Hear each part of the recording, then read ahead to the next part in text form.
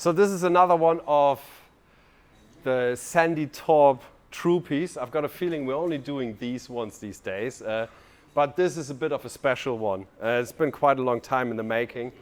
I'll walk you through. We start at the front. We've put the Hella Rockloom 380 driving lights on it again. We put a GME XRS two-way in it with the stub area here on the bulbar. We've also put some Nava daytime running lights in. They fit really well in the ARB bulbar. They just fit in the spot in between here. The way they work is once you start the car, you got ignition on, they turn on. But if you turn your normal headlights on because it's dark, they will turn off. Plus we put a little extra switch in the dash just in case you don't want them. You can just turn them off. On the battery here, we got our twin MIDI fuse holder. We are only using one circuit at the moment to power the Egan DC hub. So that's the start battery input to the DC-DC chargers coming from here. That's about it. We haven't done that much under the bonnet on this one. The real cool stuff is happening in the back. Those solar panels are set up in series, so that means they run on a higher voltage. That way they start charging earlier in the day and they keep charging longer in the evening. They also run a bit more efficient because with the high voltage you get lower currents, and that way you get less losses on the way to the solar regulator, which is mounted inside. In here we got one of the main components. This was a bit of a challenge. We've got a Multi Plus 2 from Victron in here, a 12 volt 3000 watt inverter, which has also got a 120 amp battery charger and an automatic transfer switch built in. The beauty of this unit is that when you turn it on from your main control screen on the Touch 50, it will supply power to power outlets throughout the car, but you've also got an external plug-in point. So right over here, you can plug shore power in with a 15 amp plug, just like on your Caravan. And as soon as this unit detects stable shore power supply, it will switch to shore power or generator, whatever you connect, push that power through to your power sockets, to your GPOs, power outlets in the car. And at the same time, it turns into a 120 amp battery charger. So it supplies 240 volt, but at the same time charges your batteries. And if you disconnect shore power, it will automatically, within less than 20 milliseconds, switch back to inverter mode, and it will act like an uninterruptible power supply. Plus, you can set the amount of power that you can actually draw in. Say you've only got a 2000 watt generator and you want to connect that and want to use it to charge your batteries, you can set that you can only import 8 amps maximum, because that is the equivalent of 2000 watt. If you use 240 volt times 8 amps will give you roughly 2000 watt. So as soon as you want to use more than 8 amps from your shore power supply, and you've limited this to 8 amps, the battery charger turns off and the inverter will kick back into something which is called a power assist mode, and make sure you do not stall your generator for the time that the load is higher than 8 amps. As soon as it drops lower again, it will stop being a inverter and it will go back into being a battery charger. Very cool unit. We've also got our RCDs next to this, all signed off and tested by a 240 volt electrician. These whole installations get registered with the Board of Electricians as well, and there's a proper install certificate for all of this. In here we've added a 15 amp 240 volt outlet right up there. That is good so you can run a double hop induction cooktop, because the really big appliances like a double hop induction cooktop, they come with a 15 amp plug on it. So that can plug in there, so you can now cook on the inside, or you can use the MaxTrax table on this side, fold it down, plug your induction cooktop in there and cook on the side here. And just in case you want to do that in the dark, you can turn the light on here. And if there's too many mozzies around, you just turn it to orange. This one is a bit special as well. This has got something that we haven't put in Troopys before. We've got a sink in here that has got water connected to it. Ah, I should turn the water on, 1 second. So this is where you can fill up the water. The tank is underneath the car, and you can check while you're filling up the water level on the Victron display, because that is monitoring the tank level with a WEMA water level sensor. You can control the pumps from the front here. Means usually when you start camping, you just turn the water on. Needs to prime now. The pump will cut out automatically once it's built up pressure. But now when you're camping, you just turn it off. And as soon as the water pressure has been reached, the pump just turns off. So you don't have to touch the switches in the front anymore. All you need to do is you just go here, use water, you turn it back off, pump stops. So the only time you have to turn your water back off is when you drive through your next destination. That's why we usually put the switches in the front. So just in case you forget to turn your water off, you will notice while you're driving and you can just turn it off. We use the extra panel in the front. You can see that right there. We use a PVS panel because that gives us the ability to add another 7 switches, which we do need. The panel is completely used. This has got only cold water attached to it because it's also being used as a drink water source. And for that, it is important that the water is not running through the Duetto hot water system, because the hot water system can be used with an external water supply, which you can plug in here, drop into a canister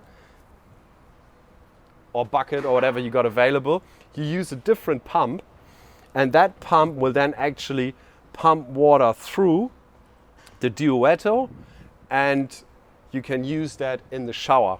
You can also use the tank water for the shower, but you cannot use the external water for the tap. Whole reason for that is that we want to make sure that this is never contaminated. Neither the lines, nor the tank, nor the tap outlet. We make sure with check valves that no dirt water or contaminated water can come out of the tap. Hence, there's only cold water there. In here we've got the water system. The 10-liter Duetto hot water system is in there. It is usable with 12 volt. So it's hooked up to a switch in the dash. So while you're driving and you realize, I've probably got another hour or 2 to camp, batteries are charged, and I want to have a shower later on. While you're driving, you can turn it on so you arrive with full batteries and 10 liters of hot water at 70 degrees. We've also hooked it up to 240 because the cool part about these Duettos is they've got a 300 watt 12 volt heating element in there. And they've got a 240 volt heating element as well, which is 1000 watts. So means if you need hot water quick, you just use the inverter and you can boost charge that tank, which goes about 3 times faster than it does on 12 volt, but it uses slightly more energy, but we've got plenty of storage in here. We've also got the ARB twin piston compressor in there. Air outlet is right here. We've got the deconstructed Egan water hub system in there, which is spread out the whole installation throughout the vehicle. The guys from Klarmann Solutions have done a great job plumbing everything up, mounting everything. They've made a really cool walkway in the middle here, and they've also added little features like this seat and all that sort of stuff, plus added the plumbing for the little sink in here, which was really tricky because we had so little space available on this one. We've also got 240 volt outlets here. As per usual in these, we've got a long drawer here that goes all the way through. This one's a bit special because we got that little unit there. This has also got 2 solar controllers. One is for the roof solar system because we're running a high voltage setup, and there's another solar controller just for the external solar blankets that runs on low voltage. So that's why we got 2 different systems in there. We've also got, as we usually do, the bracket on the back here with the National Lunar Light. And as we did in other builds as well, we've got the Hella Rock 155 work lights, left hand side, right hand side, and in the rear, all switchable from the PVS panel in the front. We had a bit of a water spill here because we tested the shower. You can plug the shower in here. Hot water will come out. You can also adjust the water temperature with the automatic mixing valve, and then all you have to do is water pressure is on. You just bit of air in here as well, and you just have a shower. Works better when you got all the air out. There's another one of the header lights on the side here, switchable from the dash, of course. So this really is where everything happens. We've got 250 amp hour lithium batteries in here from Mtron. They are a bit of a squeeze to get in here, but we've managed. We've also got our twin A&L main fuse holders in here, the Egan DC hub for power distribution and fusing, easily accessible. The A&L fuses you can't get too easily because we will have the fridge sitting on top of this later on. But really you shouldn't need to change these. If they blow, there is a big problem and you should see somebody for a repair. We've used a panel from Quick Pitch here, a side insert panel. This was meant for storage, but since we needed some proper power because this guy wants to do induction cooking, so he has to be able to recharge his batteries quite quickly. We added 2 Orion Smart DC-DC chargers. These are capable of 30 amps continuous and up to 40 amp for a short period of time each. So they can pump up to 80 amps into the battery for a short period of time and 60 amp continuously. And they need good ventilation, hence they're mounted in an aluminium panel, which will act as a heat sink, and they've got good ventilation through here as well because the fridge will have a gap on the side. This is also where we mounted the Servo GX. The Servo GX acts as the brain of the whole system. All the Victron components, including the big inverter and also the shunt that measures the state of charge for the battery, they all come together to the Servo GX, so that they've got a data connection to the Servo GX, which is a little Linux computer, which then displays all the info on the touch panel that I showed you guys before. We can even add extensions to that to have remote diagnostics capability. So if we add a 3G, 4G modem to it, as soon as you got phone reception, we can remote dial into a system like this and do remote diagnostics, change settings, do software updates wherever you are in the world. You just have to have the right SIM card in the modem. Boom, you got an internet connection. We can connect to this system. Let me show you some of the details on the screen. So this screen has got multiple screens where you can see information on it. We called this the Troopy brain because we thought that was a cool name for it. Here you can see the water level in your tank. You can turn 240 volt on through this. See, it takes a while. It clicks and now we got 240 volt available. I can also change the AC input current, what I just talked about before with the 8 amps. So you can set how many amps you can import maximum. I'll leave this at 15 amp. If the guy ever runs a generator, he can just dial it down, but I doubt he will. Mainly you will have this panel going because this will actually show you exactly what's going on. You've got your battery here. You can see at the moment we're drawing 1.5, 1.4 amp. The inverter itself uses 15, 16 watt roughly just to be turned on. You can see that here our solar isn't doing anything at the moment because we are inside the workshop. If I would hook up external 240 volt, I could see here the shore power and I could see how much energy I'm actually importing from shore. And then there's an extra screen as well, which will give you the same information, just in a bit different layout. It's just, you know, if you like it.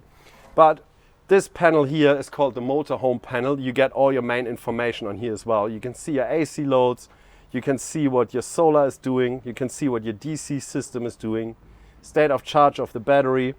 You can see the status if there's any alarms of any faults. You can see water and you can turn on and off 240.